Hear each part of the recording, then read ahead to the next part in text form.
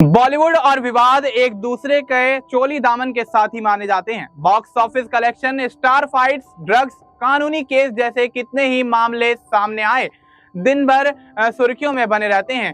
इस इंडस्ट्री में कोई किसी कानूनी पचड़े में फंसा है तो कोई दूसरे विवादों की वजह से चर्चा का विषय बना हुआ है। यही नहीं, बॉलीवुड की दुनिया में कलाकारों को कंट्रोवर्सी किंग और कंट्रोवर्सी क्वीन जैसे नाम भी दिए जाते रहे हैं।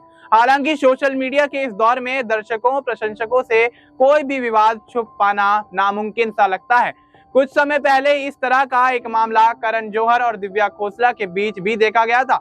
हालांकि यह मामला पहला नहीं था जब इस तरह का कोई विवाद बॉलीवुड में सामने आया हो। आइए जानते हैं बॉलीवुड में कब कब कौन कौन से विवाद गरमाते हुए नजर आए। आलिया भट्ट की फिल्म जिगरा 11 अक्टूबर को रिलीज हुई थी। निर्माता भूषण कुमार की पत्नी दिव्या खोसला ने दावा किया कि करण जौहर की फिल्म जिगरा का कंटेंट उनकी हाल ही में रिलीज हुई फिल्म सावी से मिलता जुलता है। उन्होंने आलिया भट्ट पर बॉक्स ऑफिस कलेक्शन में हेराफेरी करने का आरोप भी लगाया।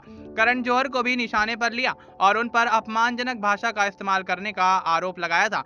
दिव्या खोसला ने कहा कि आलिया खुद को देश की सबसे बड़ी अभिनेत्री कहती हैं, लेकिन अपने 72 वर्षीय चाचा को धोखा देने से पहले नहीं सोचती। इस पर करण ने बिना नाम लिए लिखा, मूर्खों को सच्चाई भड़का देती है। एक और सोशल मीडिया पोस्ट में उन्होंने लिखा, जब बेशर्मी के साथ दूसरों की चीजों को चुरा कर उस पर हक जमाया जाता है तो चुप रहकर ही बचना पड़ता है। ऐसे लोगों की कोई आवाज, कोई रीढ़ की हड्डी नहीं होती। करण जौहर और दिव्या खोसला के बीच जुबानी जंग जारी है।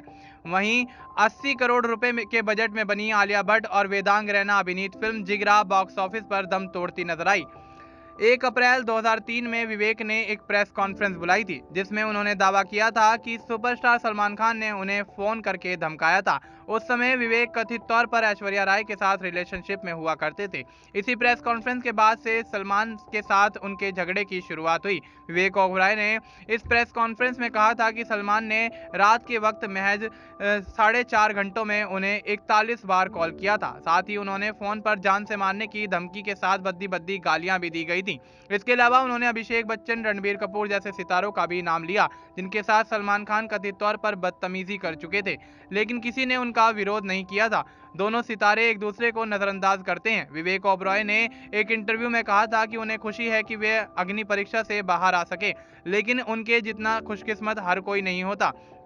जब वे पीछे मुड़कर देखते हैं तो पाते हैं कि उन्हें बहुत सी गलत चीज़ों से गुजरना पड़ा था, जिसने उन्हें पूरी तरह से थका दिया था, मनोबल तोड़ दिया था और बिना काम के कोने में धकेल दिया था। वहीं सलमान खान ने एक इंटरव्यू के दौरान कहा था कि हर चीज़ की एक्सपायरी डेट होती है। मैं यह नहीं कहूँगा कि कभी मैं उनसे हाथ मिलाऊंगा या उनसे मुलाकात करूंगा, लेकिन मुझे उनसे अब कोई दिक्कत नहीं है। साल 2008 में सलमान खान और शाहरुख खान का एक बड़ा झगड़ा हुआ था। यह झगड़ा कैटरीना कैफ की बर्थडे पार्टी के दौरान हुआ था। खबरें थी कि शाहरुख ने सलमान की फिल्म मैं और मिसेस खन्ना में कैमियो करने से मना कर दिया था, जिस वजह से सलमान खान काफी ज्यादा नाराज हो गए थे। कुछ समय बाद शाहरुख ने कहा था कि मैं पिता की तरह सोचता हूँ, जबकि सलमान बच्चे की तरह सोचते हैं। हमारे बीच में ज्यादा कुछ कॉमन नहीं है। हम अलग सोचते हैं और अलग बोलते हैं। हमने साथ में अच्छा समय बिताया। हम अपनी अपनी दुनिया में खुश हैं और अगर हम साथ आए तो ये अच्छा होगा, पर अब हम दोस्त नहीं हैं। माना जाता है कि एक इफ्तार पार्टी में मुंबई के नेता बाबा सिद्दीकी ने दोनों के बीच दोस्ती कराई थी। तब से इनके बीच अच्छी दोस्ती है। सलमान खान और शाहरुख खान की फिल्म पठान में कैमियो कर चुके हैं। दोनों अक्सर कई इवेंट्स में एक साथ नजर आते हैं। जब 2016 में अजय देवगन की फिल्म शिवाय और ए दिल है मुश्किल की टक्कर हुई थी, तब करण का काजोल से विवाद हो गया था। दरअसल केआरके ने दावा किया था कि उन्होंने ए दिल है मुश्किल की तारीफ और शिवाय की बुराई करने के लिए करण ने पैसे दिए हैं। अजय देवगन ने यह बात ट्वीट कर दी थी। काजोल ने इसे रिट्वीट करते हुए लिखा, शॉक्ड, करीब 2 साल तक एक दूसरे से बात नहीं की थी। इसे बॉलीवुड के सबसे बड़े विवादों में से इसलिए माना गया है क्योंकि काजोल और करण जौहर 25 साल से काफी गहरे दोस्त थे। करण ने अपनी ऑटोबायोग्राफी एन अनसूटेबल बॉय में लिखा था कि काजोल ने 25 साल की दोस्ती का ध्यान नहीं रखा और मेरे अंदर के हर इमोशन को खत्म कर दिया। काजोल के ट्वीट से ऐसा लगा कि शायद वे मानती हैं कि मैं किसी को रिश्वत दे सकता हूं। करण और काजोल के बीच बाद में सब सुलझ गया। जब करण के बच्चे यश और रूही पैदा हुए तो उन्होंने अभिनेत्री को उनकी तस्वीरें भेजी और उनसे कहा, आपको जवाब देने की जरूरत नहीं है, लेकिन मेरे बच्चे आपके जैसे ही दिखते हैं। जवाब में काजोल ने लिखा कि मेरे मन में बच्चों के लिए प्यार उमड़ रहा है। बीते अगस्त काजोल के 50वें जन्मदिन पर करण जौहर ने उनके लिए सोशल मीडिया पर एक लंबा नोट लिखा और उनकी मुस्कान को 1000 वोल्ट की स्माइल करार दिया। 2017 में कंगना रनौत ने करण जौहर के चैट शो पर जाकर उन पर नेपोटिज्म को बढ़ावा देने का आरोप लगाया था। कंगना ने करण को मूवी माफिया और नेपोटिज्म का प्रतीक बताया था। कंगना ने करण पर सुशांत सिंह राजपूत की मौत का जिम्मेदार होने का आरोप भी लगाया था। कंगना ने कहा था कि अगर मेरी कभी बायोपिक बनेगी तो करण आप उसमें स्टीरियोटिपिकल की तरह आदमी के किरदार को निभाएंगे जो घमंडी है और बॉलीवुड में बाहर से आने वाले लोगों के लिए असहिष्णु है, भाई भतीजावाद का फ्लैग बियरर है। हम उसे मूवी माफिया कहते हैं। दोनों एक दूसरे को नजरअंदाज किया करते हैं। कंगना अपने रुख पर अब तक कायम है। अगस्त में एक इंटरव्यू के दौरान उन्होंने कहा कि अब तो मेरी बायोपिक बड़ी होगी, अब ऐसे छोटे मोटे लोग इसमें विलन नहीं बन पाएंगे। करण जौहर को अपनी करतूतें पता हैं। हालांकि करण जौहर पहले मणिकर्णिका और अब कंगना की अपकमिंग फिल्म इमरजेंसी देखने की इच्छा जता चुके हैं। अभिनेत्री तनुश्री दत्ता कुछ साल पहले मी टू कैंपेन के चलते सुर्खियों में नजर आई थी। 2018 में उन्होंने नाना पाटेकर पर यौन उत्पीड़न का आरोप लगाया था। उन्होंने फिल्म हॉर्न ओके प्लीज में एक साथ काम किया था।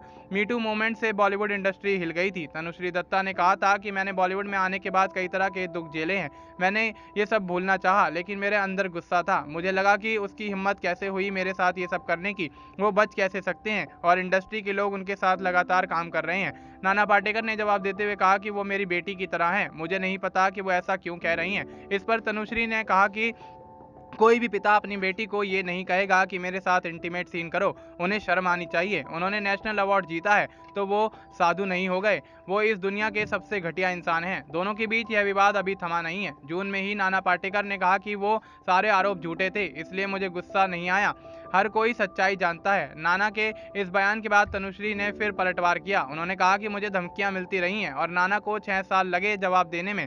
2013 में अभिनेत्री और मॉडल जिया खान ने अपने फ्लैट में आत्महत्या कर ली थी। जिया की मौत के बाद एक्ट्रेस के घर से 6 पन्नों का नोट मिला था, जिसे कथित तौर पर जिया के जरिए लिखा हुआ बताया गया था। जिया की मां ने सूरज पंचोली को उनकी बेटी की मौत का जिम्मेदार ठहराया था। अपने बयान में सूरज पंचोली ने कहा था कि उन्हें झूठे मामले में फंसाया गया है और वे झूठे मुकदमे तथा उत्पीड़न का शिकार हैं। 2023 में सूरज पंचोली ने फिर बयान दिया कि आप यह जानकर चौंक जाएंगे कि मैं जिया को केवल 5 महीनों से जानता था। यह बहुत छोटा रिश्ता था, मैं उसे शायद 6 महीने से पूरी तरह से जानता था, उनमें से 5 महीने हम रिलेशनशिप में थे। यह जानना बहुत मुश्किल है कि कोई व्यक्ति 5 महीनों में किन चीज़ों से गुजर रहा है। एक इवेंट के दौरान कन्नड़ अभिनेता किच्चा सुदीप ने हिंदी को लेकर बयान दिया था, जिसके बाद अजय देवगन ने पलटवार किया था। KGF चैप्टर 2 की जबरदस्त सफलता के बाद किच्चा सुदीप ने कहा था कि हिंदी अब राष्ट्रीय भाषा नहीं है। बॉलीवुड इंडस्ट्री अब तेलुगु और तमिल में डबिंग करके सफलता पाने के लिए संघर्ष कर रही है।